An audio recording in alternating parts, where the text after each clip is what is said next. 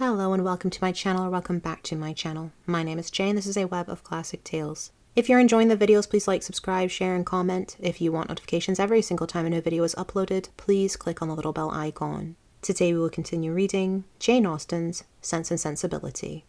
As Elinor and Marianne were walking together the next morning, the latter communicated a piece of news to her sister, which, in spite of all that she knew before of Marianne's imprudence and want of thought, surprised her by its extravagant testimony of both. Marianne told her with the greatest delight that Willoughby had given her a horse, one that he had bred himself on his estate in Somersetshire, and which was exactly calculated to carry a woman, without considering that it was not in her mother's plan to keep any horse, that if she were to alter her resolution in favour of this gift, she must buy another for the servant, and keep a servant to ride it, and, after all, build a stable to receive them. She'd accepted the present without hesitation, and told her sister of it in raptures. He intends to send his groom into Somersetshire immediately for it, she added, and when it arrives, we will ride every day. You shall share its use with me. Imagine to yourself, my dear Elinor, the delight of a gallop on some of these downs. Most unwilling was she to awaken from such a dream of felicity to comprehend all the unhappy truths which attended the affair, and for some time she refused to submit to them. As to the additional servant, the expense would be a trifle. Mamma, she was sure, would never object to it, and any horse would do for him. He might always get one at the park. As to a stable, the merest shed would be sufficient.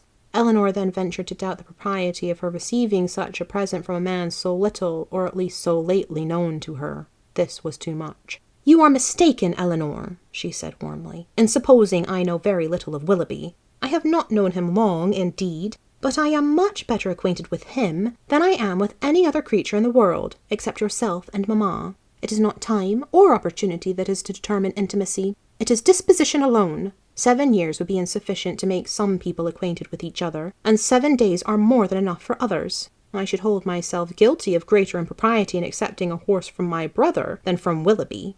Of John I know very little, though we have lived together for years, but of Willoughby my judgment has long been formed." Elinor thought it wisest to touch that point no more. She knew her sister's temper.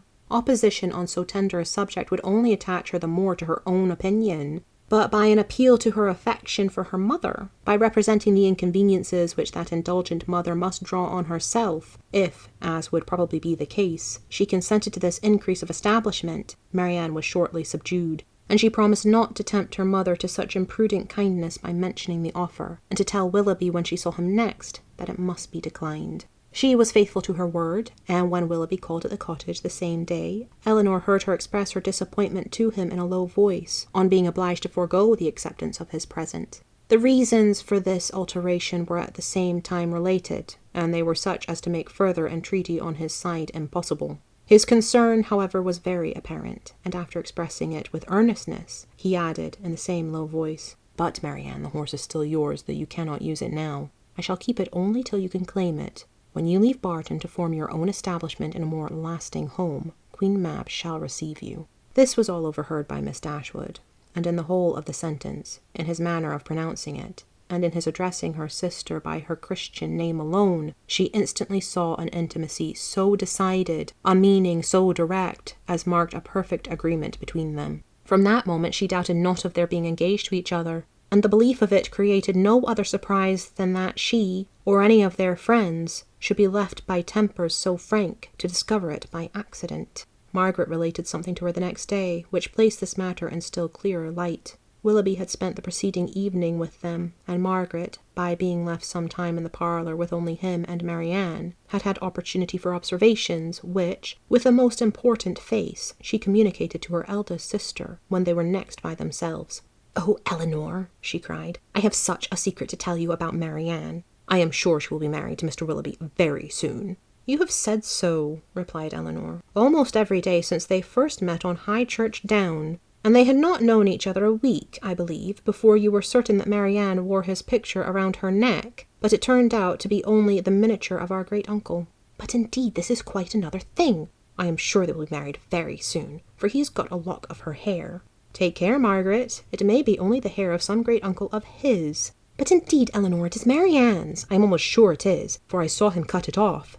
Last night after tea, when you and mamma went out of the room, they were whispering and talking together as fast as could be, and he seemed to be begging something of her, and presently he took up her scissors and cut off a lock of her hair, for it was all tumbled down her back, and he kissed it, and folded it in a piece of white paper, and put it in his pocket-book. For such particulars, stated on such authority, Eleanor could not withhold her credit, nor was she disposed to it, for the circumstance was in perfect unison with what she had heard and seen herself. Margaret's sagacity was not always displayed in a way so satisfactory to her sister. When Mrs. Jennings attacked her one evening at the park, to give the name of the young man who was Eleanor's particular favourite, which had been long a matter of great curiosity to her, Margaret answered by looking at her sister and saying, "I must not tell." "May I, Eleanor?" This, of course, made everybody laugh, and Eleanor tried to laugh too, but the effort was painful. She was convinced that Margaret had fixed on a person whose name she could not bear with composure to become a standing joke with Mrs. Jennings. Marianne felt for her most sincerely, but she did more harm than good to the cause by turning very red and saying in an angry manner to Margaret, "Remember that whatever your conjectures may be, you have no right to repeat them." "I never had any conjectures about it," replied Margaret. "It was you who told me of it yourself." This increased the mirth of the company, and Margaret was eagerly pressed to say something more. "Oh, pray, Miss Margaret, let us know all about it," said Mrs. Jennings. "What is the gentleman's name?" "I must not tell, ma'am, but I know very well what it is, and I know where he is, too." Yes, we can guess where he is. At his own house at Norland, to be sure. He is the curate of the parish, I dare say." "No, that he is not. He's of no profession at all." "Margaret," said Marianne with great warmth, "you know that all this is an invention of your own, and that there is no such person in existence." "Well, then, he is lately dead, Marianne, for I am sure there was such a man once, and his name begins with an F." Most grateful did Eleanor feel to Lady Middleton for observing, at this moment, that it rained very hard, though she believed the interruption to proceed less from any attention to her than from her ladyship's great dislike of all such inelegant subjects of raillery as delighted her husband and mother. The idea, however, started by her, was immediately pursued by Colonel Brandon, who was on every occasion mindful of the feelings of others, and much was said on the subject of rain by both of them. Willoughby opened the pianoforte and asked Marianne to sit down to it, and thus, amidst the various endeavours of different people to quit the topic, it fell to the ground. But not so easily did Eleanor recover from the alarm into which it had thrown her. A party was formed this evening for going on the following day to see a very fine place about 12 miles from Barton, belonging to a brother-in-law of Colonel Brandon, without whose interest it could not be seen, as the proprietor, who was then abroad, had left strict orders on that head. The grounds were declared to be highly beautiful, and Sir John, who was particularly warm in their praise, might be allowed to be a tolerable judge, for he had formed parties to visit them at least twice every summer for the last 10 years. They contained a noble piece of water, a sail on which was to form a great part of the morning's amusement. Cold provisions were to be taken, open carriages only to be employed, and everything conducted in the usual style of a complete party of pleasure. To some few of the company it appeared rather a bold undertaking, considering the time of year, and that it had rained every day for the last fortnight, and Mrs. Dashwood, who had already a cold, was persuaded by Eleanor to stay at home. Thank you for listening. This has been Jane Austen's Sense and Sensibility, Chapter 12. I've been Jay. This has been a Web of Classic Tales. Please like, subscribe, share, comment, click the bell icon for notifications. I hope you're having a fantastic day. Have a nice life, and I'll see you next time.